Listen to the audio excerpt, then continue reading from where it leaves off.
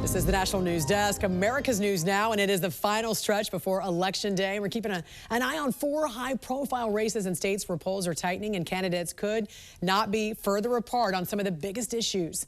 Thanks for joining us. I'm Jan Jeffcoat. It is Monday, November 3rd, and tomorrow voters will pick a new governor in New Jersey, where the polls are neck and neck right now. In Virginia, it depends on turnout for Election Day tomorrow, as the polls show the race for governor as well as for state attorney general right now are still within the margin of error. Another big race everyone's going to be watching is for the next mayor of America's largest city. That's New York City, with 3 choices that could not be more different. Let's get right to Mark Boyle at the live desk with the very latest for us right now. I know you've been tracking the final campaign stops and each of these highly watched challenges, Mark. Absolutely. And already, Jan, this morning we've seen some candidates out doing press conferences, trying to drum up support and get voters to the polls as Election Day now just 24 hours away. We are watching this closely with some key races to watch right here. The Virginia governor's race, New Jersey governor, and the other one, New York City mayor's race. That one has been in the headlines, of course, the past several weeks and months, with the Democratic Socialist Zohran Mamdani, Independent Andrew Cuomo, and Republican Curtis Sliwa all in it for this seat there, the mayor's seat. Here's where things stand. The latest poll, Real Clear polling, indicates Mamdani still ahead 45% to 31 and 17. Mamdani has been in this position the whole run, so it would really need to essentially be a miracle to flip this. Tomorrow, we'll watch that closely. Meantime, in Virginia, some other hotly contested races. This one for governor. Democrat Abigail Spanberger going up against Republican Winsome Earle-Sears. Here's where things stand. Again, Real Clear polling, 52% to 43. Earle-Sears is going to need a big turnout tomorrow for Republicans. The in-person voting will be key for her if she wants to win this thing. Also watching the state's attorney general race, where things are a little more interesting there after the texting scandal involving the Democrat, after text messages written by Jay Jones surfaced back in 2022 calling for the death of a political rival's family. This race is close. The Republican over the Democrat by 1 or 2 percentage points, certainly within the margin of error. Watching that closely as well. Up to New Jersey now, the governor's seat up for grabs tomorrow between Republican Jack Ciattarelli and Democrat Mikey Sherrill. This is where things stand there. The Democrat 48, close to 49%, to the Republican of 45%. Some polls say the Republican could overtake the Democrat in this race. Polling is just a snapshot. 100,000 or so people, different polls have different numbers. Election Day will be the true tell. We'll watch this very closely for you tomorrow right here on the National News Desk, and stay up to date with the latest breaking news on our website anytime at thenationaldesk.com. President Trump looking to energize Americans in the lead up to Election Day. The president is tapping his political war chest to provide New Jersey and Virginia $1 million each to help elect Republican candidates Jack Ciattarelli and Winsome Earle-Sears. The president also weighing in on the New York City mayoral race. Zohran Mamdani, 34-year-old Democratic socialist. He's the communist, not socialist, communist. He's far worse than a socialist. Some people have compared him to a left-wing version of you, charismatic, breaking the old rules. What do you think about that? Well, I think I'm a much better-looking person than him, right? But what if Mamdani becomes mayor? It's going to be hard for me as the president to give a lot of money to New York, because if you have a communist running New York, all you're doing is wasting the money you're sending there. So I don't know that he's won, and I'm not a fan of Cuomo one way or the other, but if it's going to be between a bad Democrat and a communist, I'm going to pick the bad Democrat all the time, to be honest with you. Do you see Mamdani as the future of the Democratic Party? No, I think the future of the Democratic Party is going to fall, as far as we're concerned, relative to the House Democratic Caucus and members who are doing a great work all across the country. This all comes as the Democratic Party is losing support from its base. A new Pew poll found 67% say they are frustrated with the Democratic Party. Meantime, 69% of Republicans say their party makes them feel hopeful. As we begin a new... And voters still cast their ballots, as we know, with their wallets and their purses in nearly every poll. The economy, still the most important issue for voters across all demographics. And still some key races can be determined not by necessarily who you're voting for, but possibly about who you're voting against. Joining us to discuss some key races, CEO of J. Wallen Opinion Research, Justin Wallen. Great to see you, sir. Good morning. Good morning, Jen. Great to see you. You know, this might be the case in New York City. Heavily Democratic jurisdiction. The majority of voters do not appear to like either Democrat on that ticket. We're talking about a socialist. The other is a Democrat running as an independent because he lost the primary to the socialist. Are we going to see the largest city in America, Justin, run by a socialist Democrat? The short answer to that is, unless the polls are wildly wrong, yes. New York City is going to be governed by an openly socialist and, to all intents and purposes, anti-Israel mayoral candidate. And it's fascinating because, yes, it's a sea of imperfect candidates. By all accounts, New Yorkers are not thrilled with their set of choices, but they're going to make a choice. And I think the key message here for the Democratic Party is, are voters making a choice about going far left, or are they making a choice about affordability? And I suspect I know it's the first one. Mamdani's message was excellent. New York just costs too much to live in, and New Yorkers resonate with that, except for the most wealthy. Right, but the way he thinks he's going to make it more affordable, as a capitalist society, everyone knows nothing is free. There's no free lunch. There's no free rides. There's no allowing the government to have price controls at grocery stores, price controls on rent. Those, as we know, historically, will make everything. That actually increases inflation, as we know. Well, I think the Democratic Party and New Yorkers in general, and Mamdani actually, need to look very closely at the success rate of really hard left progressive candidates who have won in deeply blue spaces. Look at San Francisco and Los Angeles district attorneys.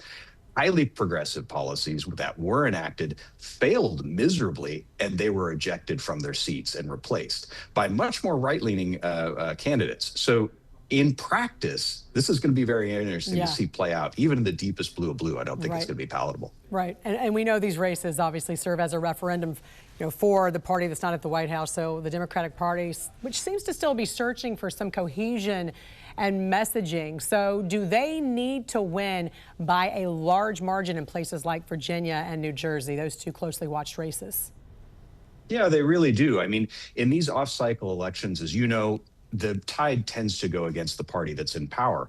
And if the Democratic Party really is accurate that there's a swell of discontent at the head of the United States with the Trump administration, then these races are going to be won by wide margins. And that's really the takeaway. Are these races that close? That probably shouldn't be if the messaging of the Democratic Party is correct. And the reality is they're just not, by all the polls, they're just not far and away. Most of them are within the margin of error. That's exactly right. How do you see the governor's race playing out there with Jack Ciattarelli and Democrat Mikey Sherrill in New Jersey? Well, that's a wonderful example of it. New Jersey is an interesting place because it's reliably blues, reliably Democratic for the presidency. But governors go back and forth. And in this case, it's too close to tell. There's absolutely no way to tell who's going to come out on top. And there should be a margin. If New Jersey is reflective of America's tempo, which in some ways it is because it goes back and forth, I think it's a good barometer. Then if the Democratic message is correct, that Americans are fed up with the administration's policies and really looking for an out, then the margin here really should be well outside the margin of error in favor of the Democratic candidate, and it's not. We had some polls that were just wildly off during last year's election cycle.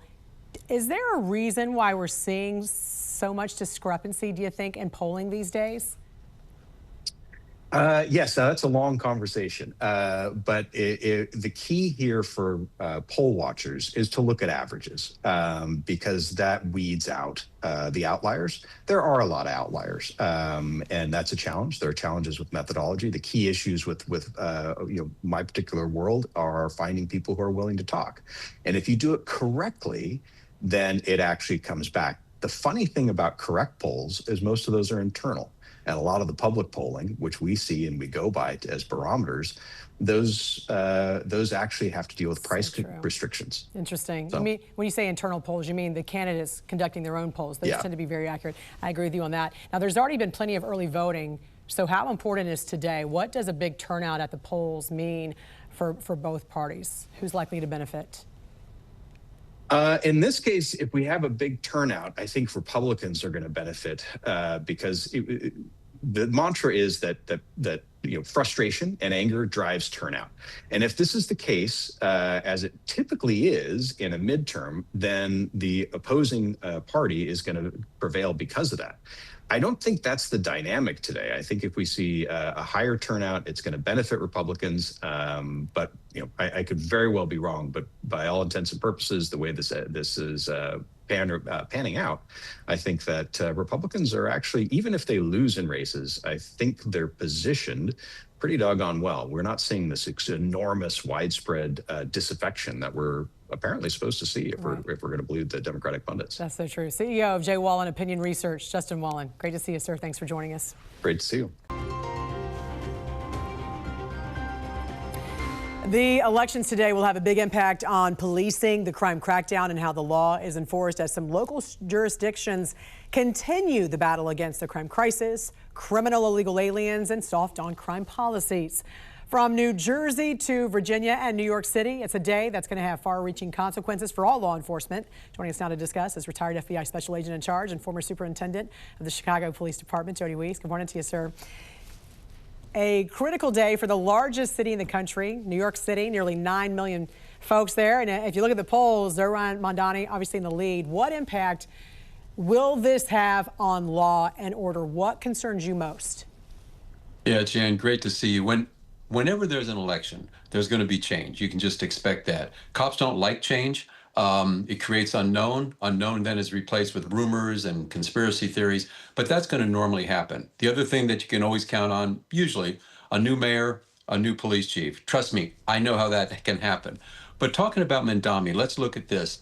I'm concerned about a couple things. Number one, I was at a conference a few weeks ago, and a lot of the guys and gals from New York City were saying that if he gets elected, there's going to be mass retirements, mass resignations. I don't know if that was really talk around a coffee table or not. Leaving your job is a big deal, but here's what I am very concerned about. If the police do not believe they are backed and supported, they're going to have a slowdown. They will only respond to radio calls. And why would they do that? For protection. You can't claim that I'm racially profiling anybody or going after this group or that group if I'm just answering the radio. I'm just responding to victims. A couple of my friends on the left are deeply concerned that the Trump administration, through the DOJ, is going to institute a DOJ-sponsored patterns and practice investigation. I don't think that'll happen. Republicans don't normally go that route. But if that were to happen, that could cost New York City millions and millions of dollars if they got into a consent decree. I don't think that will happen, though, with this administration. Well, the president has said he's going to withhold funds to New York City if Mamdani is elected. So we're talking about a guy who wants to give out free everything, but it's got to come from somewhere. So the thought is that he's going to have to start slashing the budget, and that could begin with law enforcement if he is elected. Can he unilaterally defund police? Can he dismantle police there in the city? Jan, not really. He may want to do that, but it's really highly unlikely. And I say that because of just the power structure in New York City. You're going to have to convince 26 councilmen that that's a good thing to do. You're going to have to convince the state, the federal government, and the unions have ironclad contracts.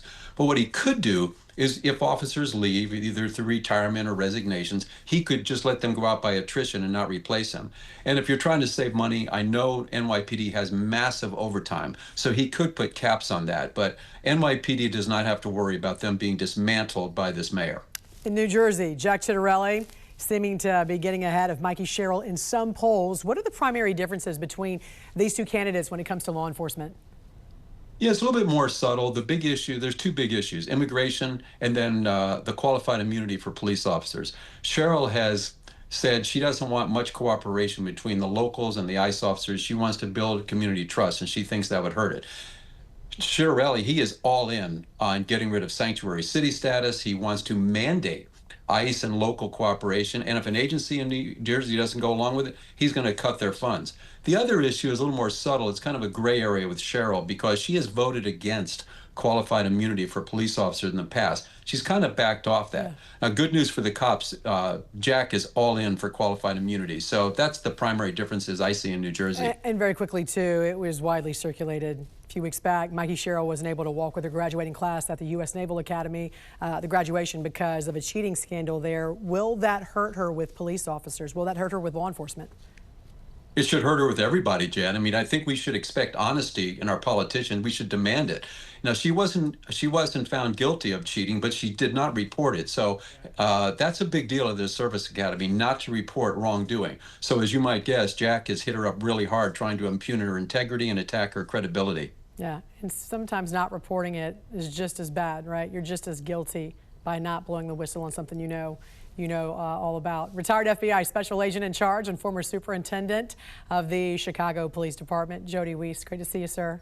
Happy Election Day. You too, Jan. Take care. You too. It is Election Day, and we are watching as the polls open nationwide. The most high-profile races taking place in New York, New Jersey, and Virginia. Thanks for joining us. I'm Jan Jeffcoat. It is November 4th. It's Election Day. Do not forget to vote. We want to get right to Mark Boyle at the live desk with the latest for us right now. And, you know, Mark, the candidates making their final campaign stops last night. They're really hoping to get their message to voters before they head to the polls today. For those who have not already cast their ballot. And most of these people, let's be honest, have probably made up their mind. They're waiting until Election Day, Jan. And we are here, Election Day across the country for many states, of course, as we wake up this morning watching some of these high-stakes races playing out across the country, the different locations. The candidates were out in full force in Virginia, New Jersey, and New York City. Let's take a live look over Capitol Hill here behind me this morning. They're making their last-minute pitches to voters, and let's start for you this morning here in New York City, where Democrat Socialist Zohran Mamdani is facing off against Republican Curtis Sliwa and Independent Andrew Cuomo. All three men spent yesterday canvassing the city. They are trying to secure every vote possible. Meantime, here in Virginia, you have the races the nation are watching. The first one, the race for governor between Abigail Spanberger, the Democrat, and Republican Winsome Earle-Sears. She's looking to keep Virginia's governor's office red. You'll also hear about the state's attorney general race. That's up for grabs, too, as Republican Jason Miyares looks to keep his seat against the challenger, Jay Jones.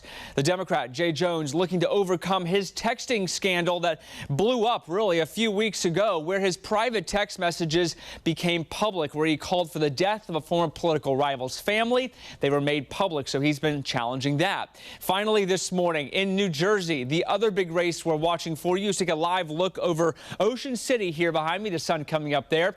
Republican Jack Ciattarelli hoping to take down Democrat Mikey Sherrill in what's anticipated to be a very close race. They are within the margin of error in all the polls we have seen leading up to today. Republicans are getting some last-minute support from the White House. In the past 24 hours, President Trump spent some time virtually campaigning on behalf of New Jersey and Virginia's Republican candidates. He's hoping to get some momentum behind the Republicans to push them over the line.